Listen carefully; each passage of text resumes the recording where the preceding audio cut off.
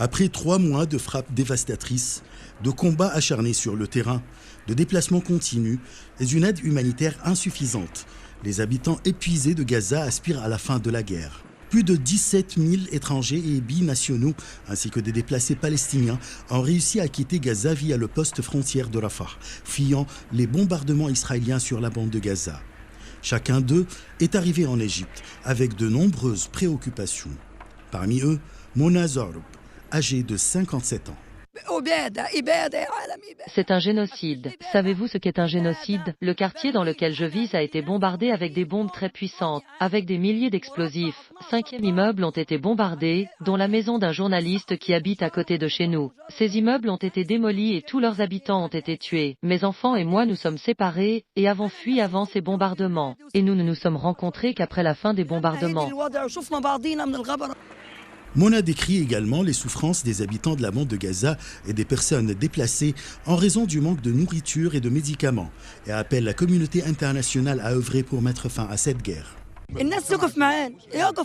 J'appelle la communauté internationale à se tenir aux côtés du peuple palestinien mourant. J'ai passé une semaine malade, mais je n'ai pas pu trouver le traitement nécessaire. Je mendiais une tasse de lait pour m'aider à me nettoyer les poumons de la poussière et des traces de fumée résultant des explosions. Je crois que les explosifs qui pleuvent sur la bande de Gaza sont interdits au niveau international. Ce qui signifie que si on ne meurt pas à cause des bombes, on retrouve le corps défiguré par les brûlures.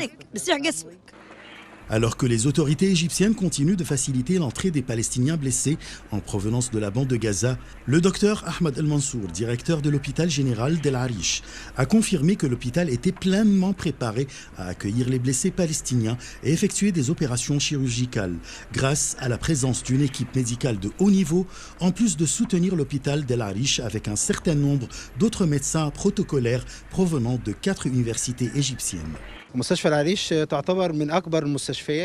Hôpital Al Arish est considéré comme l'un des plus grands hôpitaux du gouvernorat du Nord Sinaï. Nous avons reçu la plupart des cas provenant de Gaza et nécessitant des interventions chirurgicales majeures dans toutes les spécialités. L'hôpital dispose d'une équipe complète de spécialistes chirurgicaux, qu'il s'agisse de médecins travaillant à l'hôpital ou provenant de diverses universités et instituts médicaux. Nous avons effectué plus de 140 interventions chirurgicales, notamment de la chirurgie générale, de la chirurgie plastique, de la chirurgie vasculaire, cérébrale, nerveuse et osseuse. Depuis le 21 octobre dernier, l'aéroport égyptien d'El Arish a accueilli plus de 350 vols d'aide humanitaire destinés aux habitants de la bande de Gaza, en provenance de divers pays arabes et étrangers. Tandis que le terminal de Rafah a vu le passage de plus de 6000 camions transportant d'aide humanitaire en faveur de la bande de Gaza. Achraf Massoud pour CGTN français.